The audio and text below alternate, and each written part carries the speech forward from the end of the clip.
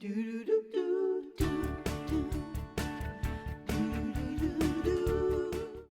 this, you're going to need chalkboard paint, some ribbon, glue gun, and some foliage.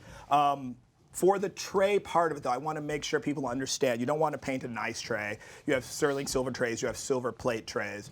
But there are also a lot of cheap, inexpensive trays that have been made over the years. And those are the ones you find for $9 out there. So if you flip them over to the back, you'll find a mark on almost anything. First of all, if there's no mark at all, you know it's not silver. Mass produced and not interesting. Okay. Here, the EPCA. Hey, there's a mark right here, and he is not mass produced. I'll tell you well, that. let's talk about marks. So this one actually says silver plate by pool. So you can always punch that into your web browser, and you'll get information.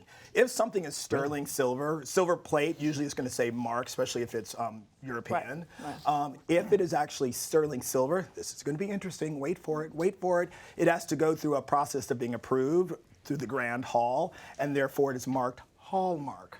No. Yes, that's where Hallmark comes from. Ding, we are everywhere, aren't we? Yeah. And we are approved. Yeah, we are approved. Yes. So you find your tray, make sure it's not valuable. And like on this one, you'll see it's all engraved, but you can see the yellow starting to show through. Right. And that's where the silver plate is worn off. You've got brass or copper underneath. So it's going to cost you a lot to re-silver plate this. So it's basically time to paint it. Okay. Time to Okay. So chalkboard paint, we use it a lot. People don't necessarily know this, but you can get chalkboard paint tinted now in any color you want. Oh, really? So bring in your wall color, your faux branch color, and they will make it match. Whoa. So all we're going to do, are you a sloppy painter or a neat painter? You have such a pretty dress. Don't try to butter me up. It's all over.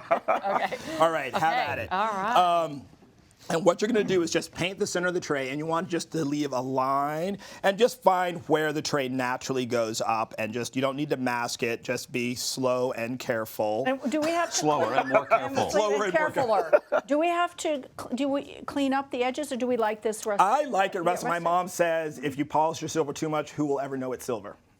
I love your is mother. so She's smart. so good. I love your mother. She's so great. And what's interesting is as you do this, you're going to see that sometimes if it's a pretty deep engraving, you're still going to see the engraving after you paint it, which is fine. It actually ends up looking almost like an embossed leather on the bottom. Wow, if you don't necessarily want that, you can just go ahead and do several coats. You're doing a very good job considering the pressure. A lot of pressure, a lot of pressure. Hey, so this seems like it would be really cute to write your menu on. Yeah, exactly. Very good, as we did here behind you. There you go. I have to say our what are you, psychic? Sorry. Psycho. Like a Western shot. You're more of a. But that's another story. That's another story. Once you get it painted, and one coat is fine, but you can go back through and put on second coat if you want. You did a very good job under the pressure. You're a little slow because it's only. I was a preschool rock star. Really, right in the lines, right inside there. And now you want to get your greenery, and let me talk a second about the kind of faux branches you want. You want to get some that's either easily bendable or like this up here has wire in it, so you can actually bend it to the shape of the tray. So when you're at Michael's or wherever you're getting it from, just test it out. This is flexible enough that all we're going to need to do. And you want to give some movement when you place this, Christina. We talk about this a lot. Don't you have to dry that first? Yeah, but we're on TV, so we don't have time. Okay. And the magic is gone. Tuck part of it under the handle, and then just secure the base with a little drop of hot glue.